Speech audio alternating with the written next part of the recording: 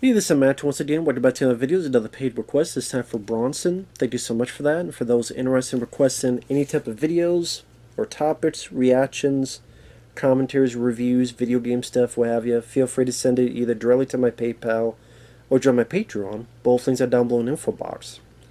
And this is for The Family Man, 2000 film, which I had seen a long, long time ago. I think I had this DVD back in the day, but just got rid of it.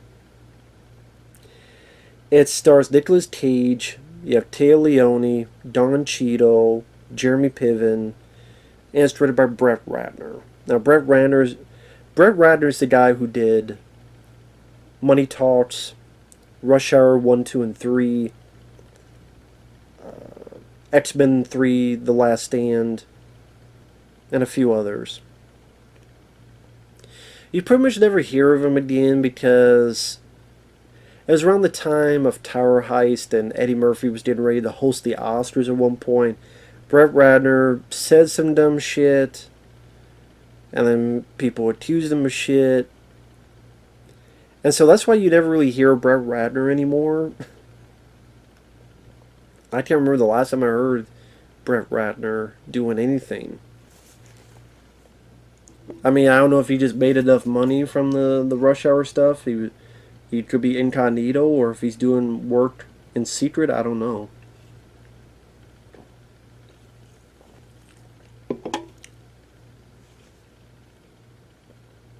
But I mean, to be honest, Brett Ratner was never that great of a director. What made Rush Hour 1 and 2 work was Jackie Chan and Chris Tucker. What made Money Talks work was Chris Tucker and Charlie Sheen, how they worked together. But Brett Ratner, I would never call a great director. Visual style, anything in between. He was a man for hire who sometimes did some pretty entertaining stuff. Like Tower Heist, I thought was a pretty disappointing movie because you got Ben Stiller and Eddie Murphy and Matthew Broderick and a few other recognizable people. And that's a film that could have been a lot better. I'll say that.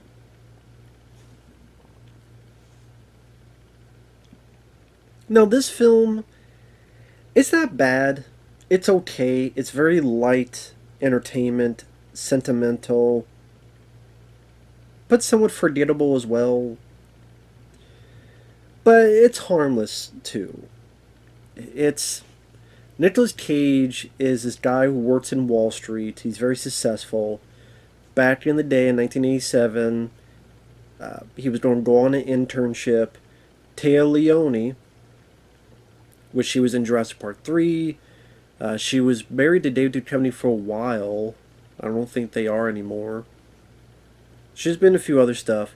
She said, "Oh, don't go. Let's flush our plans away.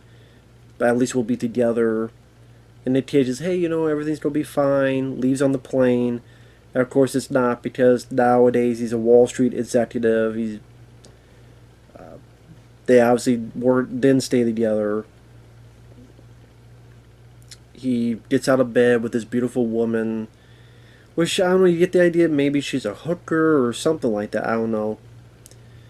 And just worried about this bid merger. But it seems like he has everything. He's got all the money he can think of. And of course, it's around Christmas time. So one day it's snowing. He goes into the store. And here comes Don Cheadle. He's got a lottery ticket. And the store guy doesn't want anything to do with it. It's a legitimate ticket. No, you cheated. No, it's not.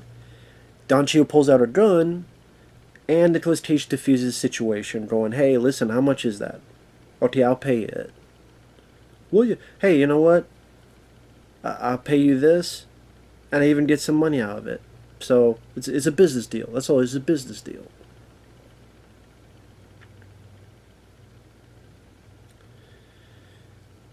So things work out, and then you start to realize that this was actually a test. That Don Cheadle is not who you think he is. He is I don't know what you call him, an angel, however you want to put him. This was a test that he had for the cash register guy, but he failed, and that's why Don Cheadle goes, "You had your chance too, man. This is a real ticket. You had your chance. Okay, you come on." So it's like I thought it was interesting. It was a test not for Nick Cage, but for this other guy, but he failed. But Nick Cage succeeded. So well, no, do it for him. And so he's asking, "Well, what do you want? Like, what are you missing?" "I'm not missing anything." "Oh, really? You're not missing anything? Okay. Just remember, you did this on yourself." And Nick Cage is like, "What are you talking about?" So he goes to sleep, and when he wakes up, he's in a new life. Where, what if he didn't go on the plane? What if he didn't take the internship? What if he stayed with Téa Leoni, and he has a family? Téa Leoni's his wife. He's got 2 kids, a house. He works as a tire salesman. One of his buddies, played by Jeremy Piven, who I remember in Judgment Night, and on many other films. And like I said, pretty. I don't know if the movie needed to be 2 hours and 5 minutes long. I forgot how long this damn movie was. I'm like, it's that long? Why is it that long? I don't know why it needed to be that long of a movie. But it is. It was. And there's not a lot of meat to the matter when the story gets going. It's pretty much all kind of, as some critics said, kind of sitcom feel. Oh, look, he's got to change diapers, but he's never changed diapers before. Oh, he's got to walk the dog when he hasn't walked the dog before. Okay, this little girl, I do like the little girl, she looks at him and goes, "You're not my dad, aren't you?" And she's like, "You're not going to kill me and my brother, are you?" Okay, welcome to Earth. Like, she thinks, so I thought that was cute. But then, for how long of a running time it is, it's like certain things are brought up, and then nothing's really done with it afterward. Just like with the daughter, that's brought up, takes him to school. Then there's like one bit where he makes chocolate milk for her, and then you don't really see much of the little girl, except maybe like one other moment where she rings a bell near the end. Okay, she kind of almost gets forgotten. The younger kid, other than changing the diaper, not really much done with him. Jeremy Piven, his buddy. There's a bit where Nick Cage is thinking of sleeping with this girl. "You're not going to cheat on your wife." Well, it wouldn't really be cheating because to him, this isn't his life, the other one is. And then Jeremy Piven gets pissed at him, and then you never see Jeremy Piven again. And then in the midst of it, it's just kind of Nick Cage looked at this life, still wanting the rich life. He's a tire salesman, but the head honcho, his car breaks down nearby. He tries to impress him, gets a meeting, might get to move, and Téa Leoni gets pissed, going, "You didn't talk to me. We lived in this house. I want to grow old here." And then pretty much what changes Nicolas Cage's mind is watching some home movies. And then says a few things. It just felt as if it needed like a more tightly woven story. It kind of just sort of flounders into just one event to the other without deeper meaning like it should. And Nick Cage does a good job. He's not hamming it up. He's not going over the top. For the most part, he's playing it rather straight. Téa Leoni, she's beautiful in the movie. Very likable. You could easily see why Nick falls for her again. And when, the Rooster approves, because he had to get his cameo in.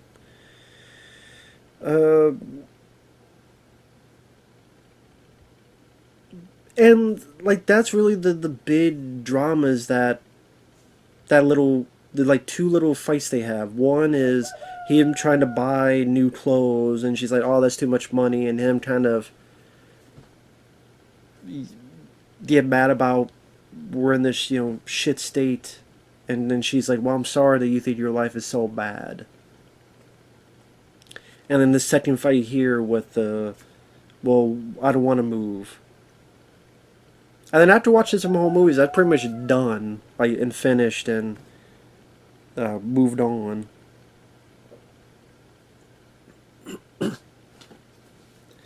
I don't know, maybe like a little bit more worked and woven into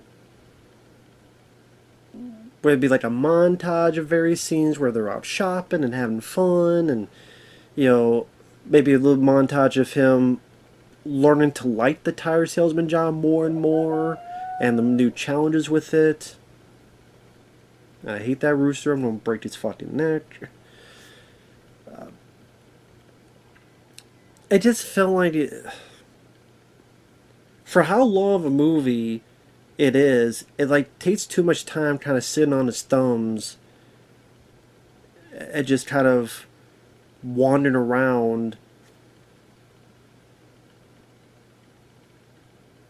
And the drama don't seem that hard hitting or deep, or like I said, it's very light, almost fluffy, and like it's like I said, it's harmless. Don Cheadle pops back again at this time behind the cash register, and Nick Cage is like, "You gotta stop messing with people's lives." And now he's adamant on staying. I'm going home to my family. And when he leaves, you kind of see Don Cheadle kind of smile like he's proud of him. But of course, he does go back to his reality. And spoiler, it ends with him finding Tia Leone. Hey, you know what? Let's have a cup of coffee. And this pretty much it ends with them having a cup of coffee and talking. Which is a nice little ending, not too melodramatic, not too bombastic. It's just them kind of sitting there talking, and you get the idea it's Christmas and they're kind of by themselves and they're just relaxing, and the movie goes back, and direction wise, there's some decent camera work. You just see that maybe the director want to have that little bit of It's a Wonderful Life feel to the film.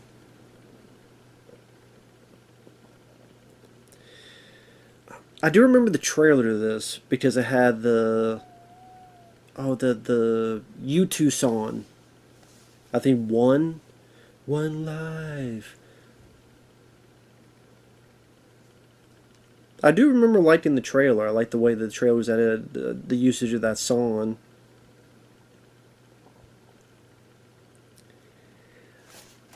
Like I said, it's not a bad movie. It just, as you watch it, you just wish there was a little bit more meat to the matter.